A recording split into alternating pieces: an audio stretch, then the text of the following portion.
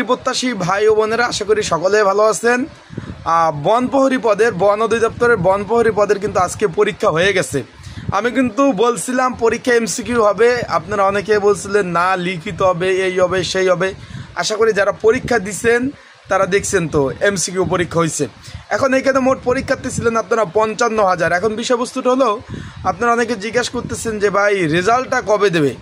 আমরা রেজাল্ট দিলে বা পরীক্ষার ফলাফল দিলে আমরা কিভাবে জানতে পারবো যে পরীক্ষা কিভাবে আমরা রোলগুলো বের করব, আমরা পাস করছি কিনা ফেল করছি, এবং কবে নাগাদ আমরা রেজাল্টটা পেতে পারি। অনেকে জানতে চাচ্ছেন, ফোন দিচ্ছেন আমাকে। আজকের এই ভিডিওর মাধ্যমে ইনশাল্লাহ রেজাল্ট দিলে, আপনারা ফলাফল দিলে কিভাবে জানতে পারবেন, অ্যান্ড আপনারা যদি পাস করেন আপনাদের ফোনে কি SMS দিবে এবং কবে নাগাদ আপনারা রেজাল্টটা পেতে পারেন, সকল বিষয় আজকের এই ভিডিওর মাধ্যমে আপনাদের জানিয়ে দেওয়ার চেষ্টা করব। এবং অবশ্যই যারা আমার ইউটিউব চ্যানেলে নতুন তারা অবশ্যই আমার ইউটিউব চ্যানেলটা সাবস্ক্রাইব করে রাখবেন। আর যারা পরীক্ষা দিচ্ছেন, কার পরীক্ষা কেমন হয়েছে অবশ্যই নিচে কমেন্টস বক্স আছে, কমেন্টস করে জানাবেন অবশ্যই। এবং কেমন পরীক্ষা দিলেন কমেন্টস করে জানাবেন, মন্তব্য অবশ্যই প্রকাশ করবেন।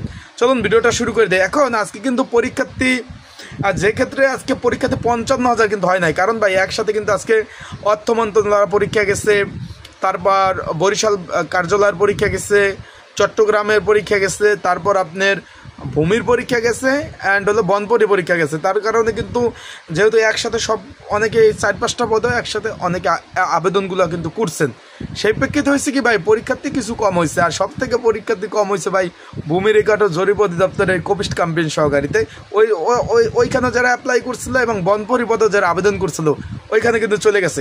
এখন বিষয়বস্তু হলো পাস কততে, অনেকে জিজ্ঞাসা করছেন যে ভাই কত আমি পেলে পাস করবো। এখন এইটা নির্ধারিত, আপনি যদি যারা 50-এর উপরে পাবেন, আমার কথা বুঝেন, যারা শিওর আছেন যে 50-এর উপরে আপনারা পেতে পারেন, তারা ধরে নেন যে আপনাদের রোল নাম্বার পাশের খাতায় আসবে, যারা 50-এর উপরে পাবেন। আর যারা 40+ পাবেন তারা একটু আশা রাখতে পারেন, কিন্তু 40-এর নিচে সব ফেল।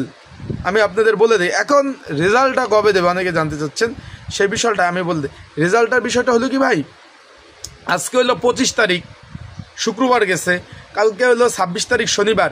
আপনারা ভাই সর্বোচ্চ এই বন অধিদপ্তরের রেজাল্টগুলো কিন্তু খুব তাড়াতাড়ি দেয়, সর্বোচ্চ তারা 2 সপ্তাহের মধ্যে 15 দিনের মধ্যে তারা রেজাল্ট ফলাফল দিয়ে দেয়। এখন কপাল ভালো থাকলে আপনারা ভাই এই সপ্তাহের মধ্যে আপনারা রেজাল্টটা পেতে পারেন।